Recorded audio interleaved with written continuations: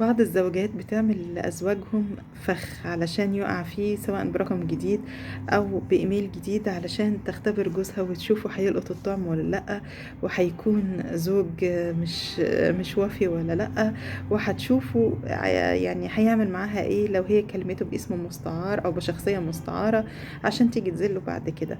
طيب لو عملتي ده كله ولقيتي زوجك كويس وزوجك مخلص وزوجك ما استجابش لأي امرأة أخرى يعني أو ست تانية، هتعملي ايه ساعتها؟ هتروحي تعتذري له وتبوسي راسه، ولا هتعترفي له ان هو طلع وفي وان انتي عملتي اكاونت اي كلام او رقم مش بتاعك، رقم جديد، علشان خاطر تشوفي ردة فعله ايه؟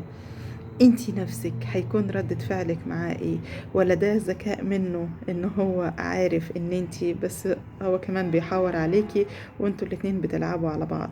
خطر قوي، خطر ان احنا الاتنين نشك في بعض، وان احنا نوصل لمرحلة ان احنا كل واحد يعمل فخ للتاني عشان نشوف مين الوفي ومين المش وفي.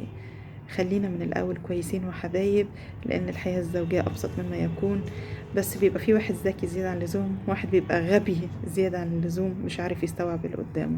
ربنا يهدي الحل لكل الأزواج.